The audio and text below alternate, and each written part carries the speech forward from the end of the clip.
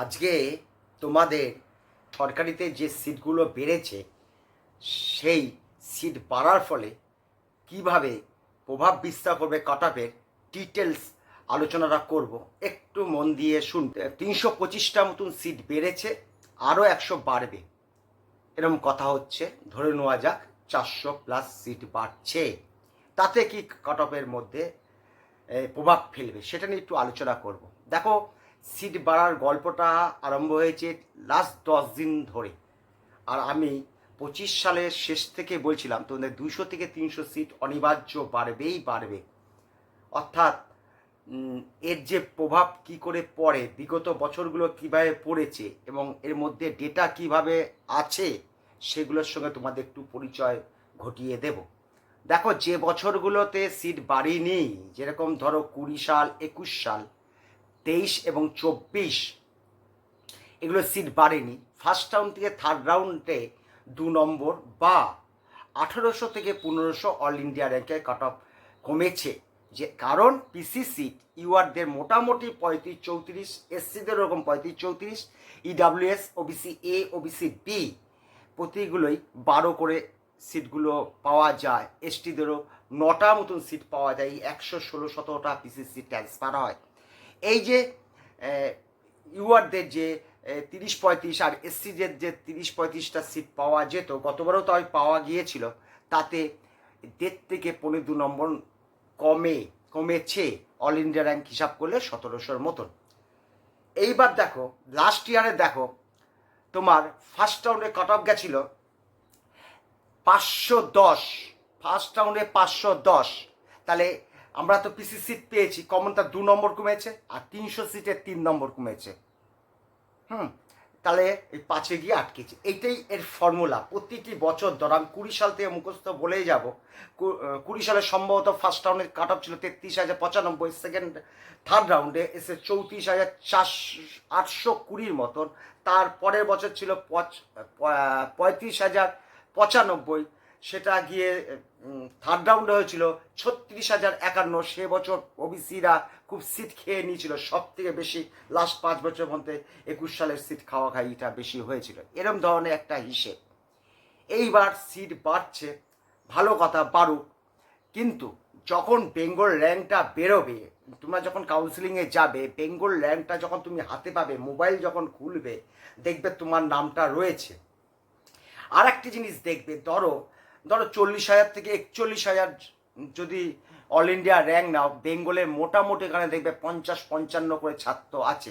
আবার 1,000-এর মধ্যে দেখবে হয়তো 57, 1,000 মধ্যে দেখবে 60, গড়ে 55-60 জন করে বেঙ্গলের স্টুডেন্ট রয়েছে। কয়েকদিনের মধ্যে তুমি পেতে চলেছ, বেঙ্গল র্যাঙ্কটা বেরোবে। তো কাউন্সিলিংয়ে আগে বেঙ্গল র্যাঙ্কটা বেরোবে, তখন এই কথাগুলো মিলিয়ে নেবে। প্রতি বছরই আমি এগুলো গুনতে হয় আমাদের, তোমরাও গুনবে, তোমরাও দেখতে পারবে। এবং সিট যখন অ্যালট হবে, তুমি তোমার কাছ থেকে পেলে না, ইউআর থেকে কাজটা পেলে, সেগুলো ডিটেলস লেখা লাগবে। এবং তোমার চয়েস ফিলিং যে কলেজটা পেলে, সেটা চয়েস ফিলিংয়ে হয়তো 7-এ রেখেছো না 22-এ রেখেছো, সেটাও লেখা থাকবে। এত পরিষ্কার ডেটা দেওয়া থাকবে। অর্থাৎ ডেটায় কথা হোক, তাহলে পরিষ্কার হবে।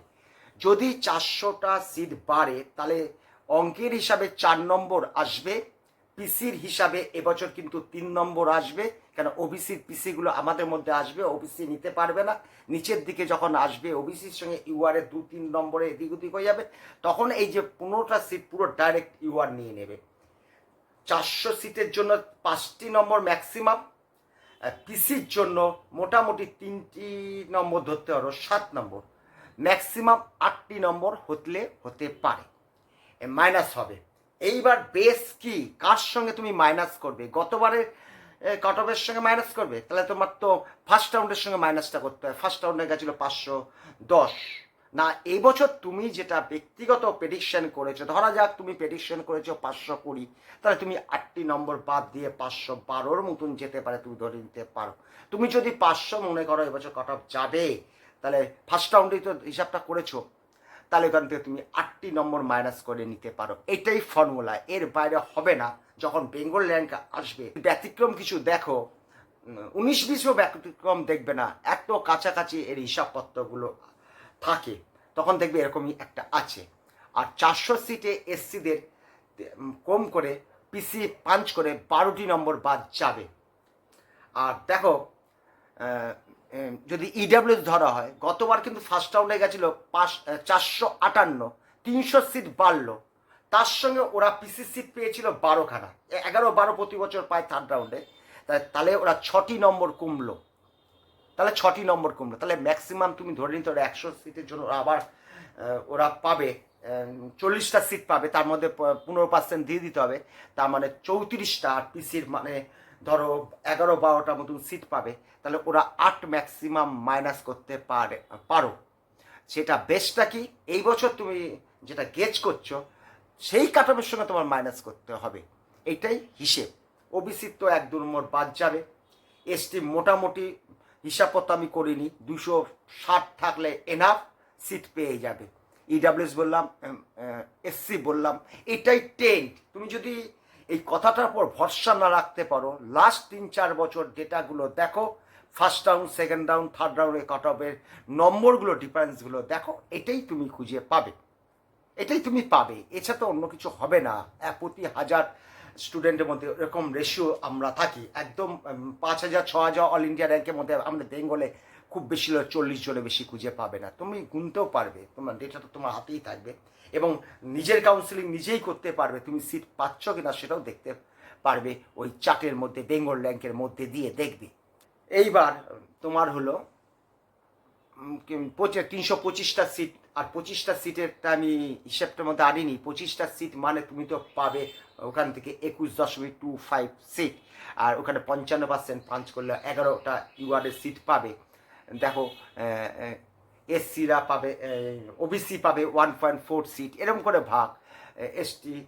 এসসিরা হয়তো 5টা মতন আসবে, এই 200-100 এদিক ওদিক হবে, সেই জন্য এটার মধ্যে হিসাবে আনিনি, রাউন্ড ফিগার হিসাব করেছি। যাই হোক, আমাদের অল ইন্ডিয়া র্যাঙ্কটা বেরোক, পুঙ্খানু হিসাব করব, এটাই কিন্তু ডেটা। যদি আমার কথা যদি তোমার কাছে যদি অতটা ভালো না লাগে, তাহলে লাস্ট 2-3 বছর first round, second round, third round দেখো, সে বছর সিট বেড়েছিল কিনা দেখো, আর আমার কথাগুলো মিলিয়ে নিতে পারো।